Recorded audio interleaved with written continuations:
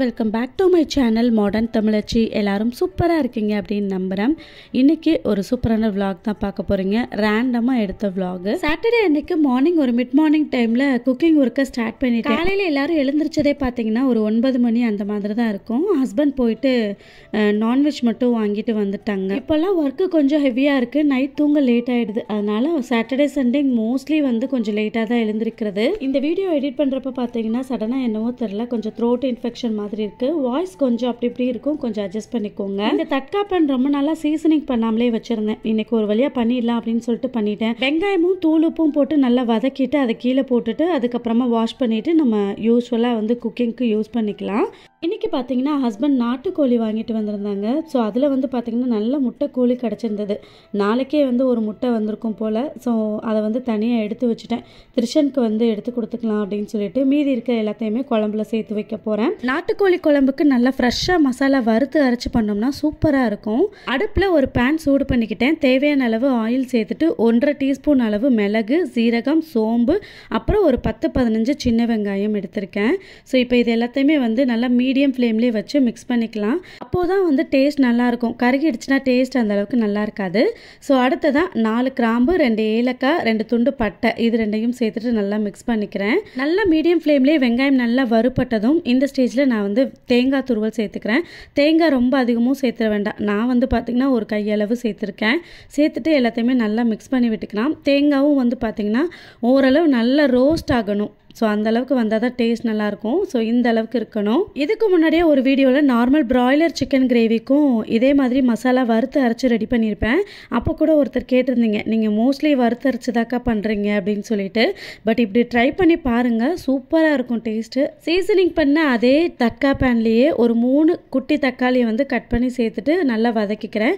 தக்காளி நல்லா சாஃப்டாக வதங்கினதுக்கப்புறமா அடுப்பை ஆஃப் பண்ணிக்கலாம். சூடு நல்லா கம்ப்ளீட்டாக ரெண்டுமே ஆறுனதுக்கப்புறமா மிக்ஸி ஜாரில் சேர்த்து அரைச்சி எடுத்துக்கிற வேண்டியது தான். நீங்கள் நல்லா பெரிய சைஸ் தக்காளியாக எடுக்கிறீங்க அப்படின்னா 2 தக்காளி மட்டும் சேர்த்துக்கோங்க, கரெக்டாக இருக்கும். இப்போ மசாலா எல்லாமே ஆறுனதும் மிக்ஸி ஜாரில் சேர்த்துட்டு நல்லா ஃபைன் பேஸ்ட்டாக அரைச்சி எடுத்துக்கிறேன்.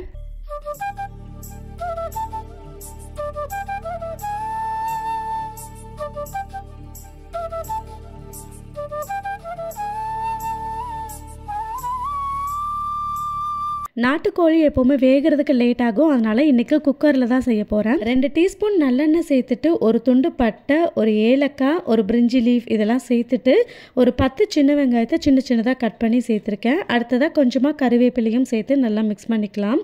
இதுக்கு இஞ்சி பூண்டு பேஸ்ட்டாக சேர்க்காம இந்த மாதிரி உரலில் தட்டி சேர்த்தோம் அப்படின்னா நல்லா இருக்கும் டேஸ்ட்டு. 10 பல் பூண்டு, ஒரு 2 பெரிய துண்டு அளவுக்கு இஞ்சி சேர்த்துட்டு நல்லா தட்டி எல்லாத்தையுமே சேர்த்துக்கலாம்.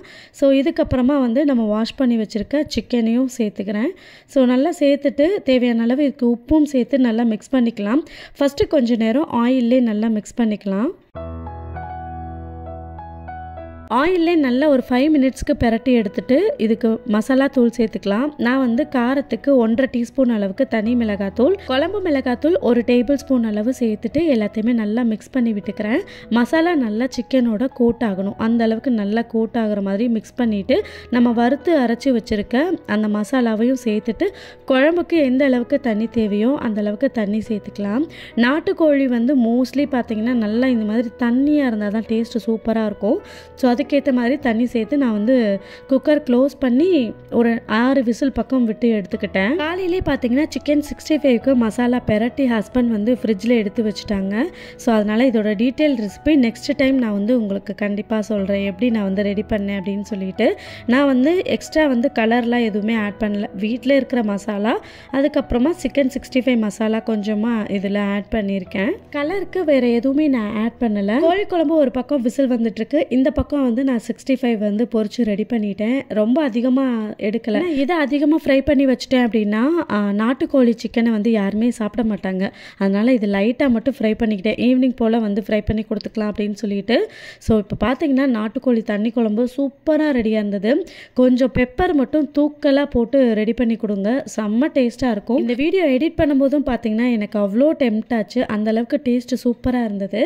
ஆயில் பார்த்தீங்கன்னா நான் 2 டீஸ்பூன் அளவு மட்டும்தான் சேர்த்தேன். பட் எவ்வளோ ஆயில் வந்திருக்கு அப்படின்னு பாருங்கள். அன்றைக்கி டே இப்படி தான் போச்சு. மீதியெல்லாம் நீங்கள் ஷார்ட்ஸ்லேயே பார்த்துருப்பீங்க. அடுத்த நாள் காலையில் பார்த்தீங்கன்னா, அதாவது சண்டே நான் வீடியோ எடுக்கலை. சண்டே ஈவினிங்கே பார்த்தீங்கன்னா நான் ராகி கூல் பண்ணலாம் அப்படின்னு சொல்லிட்டு முன்னாடி நாள் நைட்டே வந்து ரெடி பண்ணிட்டு தான் போய் படுத்தேன். மண்டே மார்னிங் வந்து ஸ்கூல் ஒர்க்கிங் டே, அதனால் சிம்பிளாக பிரேக்ஃபாஸ்ட் முடிஞ்சிடுச்சு. நல்லா கெட்டியான தயிர் சேர்த்துட்டு உப்பும் சேர்த்து நல்லா மிக்ஸ் பண்ணிக்கலாம். ஸோ காலையிலே பார்த்தீங்கன்னா நல்லா சில்லுனும் ஃபில்லிங்காகவும் இருக்கும். ஷஷுக்கெலாம் இந்த மாதிரி லைட் ஃபுட்டாக கொடுத்தோம் அப்படின்னா காலையில் டென்ஷன் இல்லாமல் வந்து குடிச்சிட்டு போயிடுவான். இல்லைன்னா அவனை சாப்பிட வைக்கிறதுக்குள்ளே எனக்கு அவ்வளோ போதும்னு ஆகிடும்.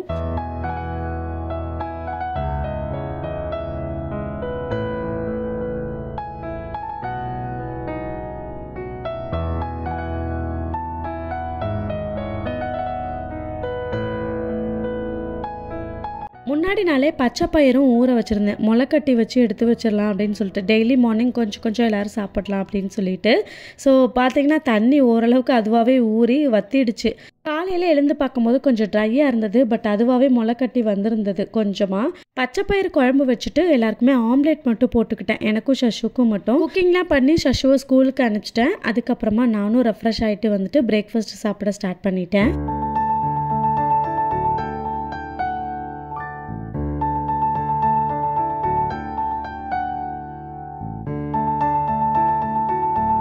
எது எப்படியோ காலையில் குக்கிங் ஒர்க்கெல்லாம் முடிச்சிடுவேன். எப்போவுமே காலையில் ஷஷு ஸ்கூல் போனதுக்கப்புறமா அவன் த்ரிஷன் குட்டி எப்போ தூங்குறானோ அந்த டைம் பார்த்து நான் ரெஃப்ரெஷ் ஆகிட்டு வந்துடுவேன். ஏன்னா அந்த வேலையை மட்டும் நம்ம முடிச்சிட்டோம் அப்படின்னா அடுத்து அவனை கையில் வச்சுட்டே எல்லா வேலையுமே வந்து ரெடி பண்ணிவிடுவேன்.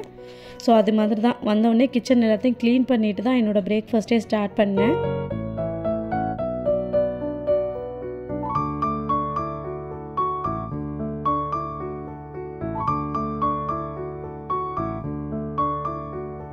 சம்மர் வெயில் பார்த்தீங்கன்னா பயங்கரமாக இருக்குது. அதனால த்ரிஷன் குட்டிக்கு ட்ரெஸ்ஸே போட்டு விடுறதில்ல. அந்த ரீசன்னால தான் அவர் வீடியோவில் சரியாக காட்டுறதே இல்லை. நிறைய பேர் ஏன்க்கா இப்போல்லாம் காமிக்க மாட்டேறீங்க அப்படின்னு சொல்லியிருந்தீங்க. அதனால தான் லாஸ்ட் ஷார்ட்ஸில் அவன் என்ன சேட்டை பண்ணுறான் அப்படிங்கிறத நான் காமிச்சிருந்தேன். பேலன்ஸ் இருந்த ராகி கூழை ஒரு குட்டி டப்பாவில் போட்டு ஃப்ரிட்ஜில் எடுத்து வச்சிட்டேன். ஈவினிங் ஹஸ்பண்ட் வந்ததுக்கப்புறமா குடிச்சுப்பாங்க. ஸோ த்ரிஷன் குட்டி பார்த்தீங்கன்னா நல்லா டிவி பார்க்க ஸ்டார்ட் பண்ணிட்டார். இப்போது ஏதாவது அவனுக்கு பிடிச்ச மியூசிக்ஸ் ஓடிட்டு இருந்ததுன்னா நல்லா பார்க்குறேன். அதை விட இந்த டோரா சாங் இருக்குது பார்த்தீங்கன்னா, அந்த சாங் வந்துட்டால் போதும் அதை வந்து அவ்வளோ இன்ட்ரெஸ்ட்டாக பார்ப்பான். ஏன்னா அவங்க அண்ணன் டெய்லியும் அந்த டோரா கார்ட்டூன் தான் பார்த்துட்ருப்பான். அதனால் இப்போல்லாம் பார்த்தீங்கன்னா வீட்டில் எல்லா பக்கமுமே தவழ்ந்து போக ஆரம்பிச்சிட்டாரு. அது மட்டும் இல்லாமல் கீழே ஒரு ஷெல்ஃப் இருக்குது பார்த்தீங்களா, இதை ஷார்ட்ஸ் வீடியோவில் காமிச்சிருப்பேன். அந்த ஷெல்ஃபுக்குள்ளே போய் உட்காந்துக்கிறான். கீழே இறங்குறேன்னு எதுவும் கீழே அடிபட்டுறதோ என்னமோ அப்படின்னு சொல்லிட்டு நான் டீப்பாயை வச்சு மறைச்சி வச்சிருக்கேன். அதுக்குள்ள போக முடியல அப்படின்னா அப்படியே அலமோதிட்டு இருக்கிறாரு, எப்படி உள்ள போறது அப்படின்னுட்டு.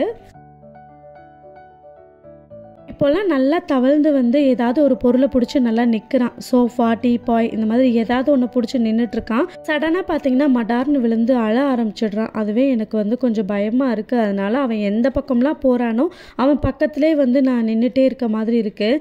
சரி, இந்த டைம் தான் அவங்க வாக் பண்ணுறதுக்கு தவிர்க்கிறதெல்லாம் வந்து வர்றது. ஸோ அதை வந்து நம்ம கண்ட்ரோல் பண்ண முடியாது இல்லையா. ஸோ அதனால் அவன் கூடையே நிற்கிற மாதிரி இருக்குது. அப்படி எமர்ஜென்சியாக ஏதாவது குக் பண்ண போகிறேன், ஏதாவது வேலை பார்க்க போகிறேன் அப்படின்னா வாக்கரில் போட்டு அவனையும் பக்கத்தில் கூட எடுத்துகிட்டு போய்க்குவேன். அப்படி வெளியில் ஏதாவது வேலை இருந்ததுன்னா இந்த ஸ்விங்குக்குள்ளே உட்கார வச்சுட்டு வெளியில் இருக்க வேலையெல்லாம் முடிச்சுட்டு வந்துடுவேன். ஷஷு ஸ்கூல் முடிச்சுட்டு அதுக்குள்ளே வந்துட்டான். த்ரிஷன் குட்டியை முன்னாடியே குளிப்பாட்டி ரெடி பண்ணிட்டேன். அவனுக்கு இன்றைக்கி லஞ்ச் பார்த்திங்கன்னா பச்சை பயிறு சாதம், கொஞ்சமாக சீரகமும் நெய் எல்லாமே சேர்த்து வேக வச்சுருக்கேன். ஸோ இதை வந்து லைட்டாக மசிச்சு வந்து அவனுக்கு ஊட்டி விட்டுடலாம். ஷஷு ஸ்கூலுக்கு வந்ததுக்கப்புறமா அவனையுமே ரெடி பண்ணிவிட்டு என்ன ஹோம்ஒர்க் கொடுத்துருக்காங்க அப்படின்னு செக் பண்ணிட்டு இருந்தேன். பட் அவனுக்கு ஹோம்ஒர்க்லாம் எதுவுமே கொடுக்கல. ஸ்கூலில் வந்து அவனுக்கு ஆனுவல் டே ப்ரோக்ராம் வருது. ஸோ அதுக்கு வந்து பேரண்ட்ஸை இன்வைட் பண்ணி ஒரு இன்விடேஷன் அனுப்பிச்சிருந்தாங்க. அதுதான் ஓப்பன் பண்ணி பார்த்துட்டு இருந்தேன். ஷஷுவுக்கு இந்த மந்தோட ஸ்கூலும் வந்து முடிய போகுது. நெக்ஸ்ட் இயர் வந்து அவரை வேறு ஸ்கூலில் வந்து ஜாயின் பண்ணி விடலாம் அப்படின்னு ஒரு பிளானு.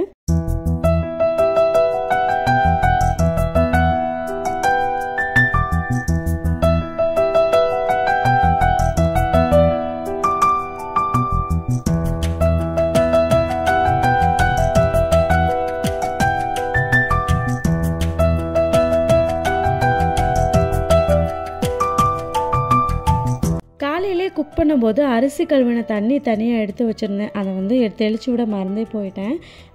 செடி எல்லாத்துக்கும் வெளியில் வந்து தெளித்து விட்டுட்ருந்தேன். ஸோ ரைஸ் தண்ணியை வந்து செடி எல்லாத்துக்குமே தெளித்தோம் அப்படின்னா நல்லா வந்து க்ரோத் இருக்கும். த்ரிஷன் குட்டி சேட்டையை பாருங்கள் எப்படி பண்ணிகிட்ருக்கான்னு. இந்த ஏஜில் சஷு கூட அந்த மாதிரி சேட்டை பண்ணலை. ஏன்னா அவன் வந்து அங்கே ஊட்டியில் இருந்தனால தரையில் இறக்கி விடலை. மோஸ்ட்லி வந்து பெட்லேயே தான் விளையாடிட்டு இருந்தான். அவனை என்கேஜ் பண்ணுற மாதிரி டாய்ஸ்லாம் வாங்கி கொடுத்தோம் அந்த டைமில். பட் இந்த த்ரிஷன் வந்து வீடே ரவுண்ட்ஸ் அடிச்சிருக்கு.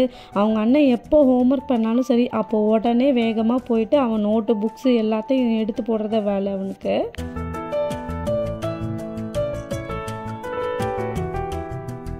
டியூஸ்டே மார்னிங் பார்த்தீங்கன்னா பாத் பவுடருக்கு முன்னாடி நாளே கொஞ்சம் பொருள் எல்லாம் வாங்கிட்டு வந்திருந்தோம். அது எல்லாமே காருக்குள்ளேயே இருந்தது. ஸோ எல்லாத்தையுமே எடுத்து செப்பரேட் பண்ணிவிட்டு வெயில் நல்லா அடிச்சிட்ருக்கு. ஸோ காய வச்சிடலாம் அப்படின்னு சொல்லிட்டு எடுத்து வச்சிட்ருக்கேன்.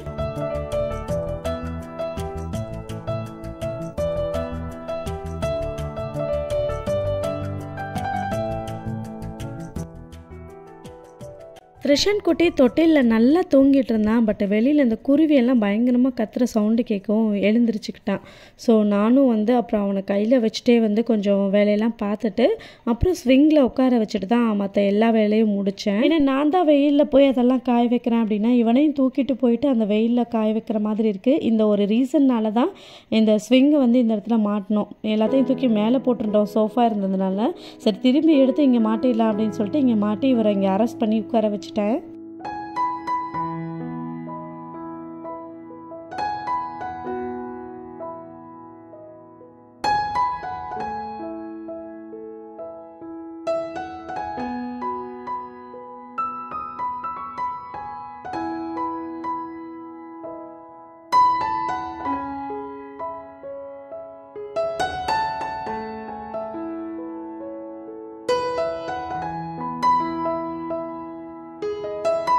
இது வரைக்கும் நம்மளோட பாத் பவுடர் யூஸ் பண்ணவங்க எல்லாமே வந்து நல்ல ரெஸ்பான்ஸ், அடிக்கடி நிறைய வாங்கவும் ஆரம்பிச்சிட்டாங்க. இது மட்டும் இல்லாமல் US UK அங்கேருந்தெல்லாம் கூட ஆர்டர்ஸ் நிறைய வர ஆரம்பிச்சிருச்சு. அதெல்லாம் கொஞ்சம் லாங் டிஸ்டன்ஸ் அப்படிங்கிறதுனால கொஞ்சம் பல்கான ஆர்டர்ஸில் தான் நிறைய பேருக்கு கொடுத்துட்ருக்கோம்.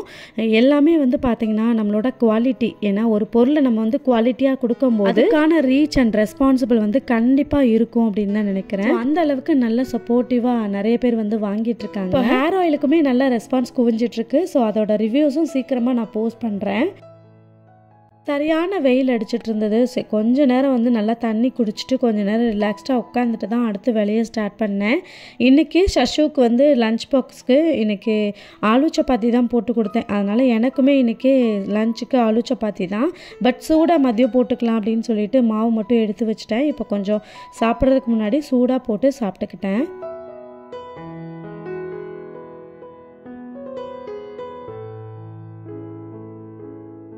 ரொம்ப நாளாகவே நம்ம வீட்டில் இருந்த வால் கிளாக் வந்து ரிப்பேர் ஆகிடுச்சு. செல் வாங்கி போட்டாலுமே அது ஒர்க் ஆகலை.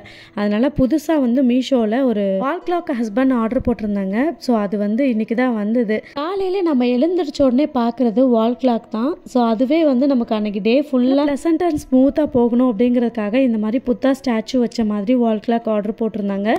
ஸோ பார்க்குறதுக்கு ரொம்ப அழகாக இருந்தது. பட் பெருசாக இருக்கும் அப்படின்னு நினச்சி மீடியம் சைஸில் தான் இருந்தது. இன்றைக்கி வீடியோ உங்கள் எல்லாருக்குமே பிடிச்சிருக்குன்னு நினைக்கிறேன். வீடியோ பிடிச்சிருந்ததுன்னா வீடியோக்கு ஒரு லைக் கொடுத்துட்டு சேனலை மறக்காமல் சப்ஸ்கிரைப் பண்ணிக்கோங்க. இன்னொரு vlogல பார்க்கலாம்.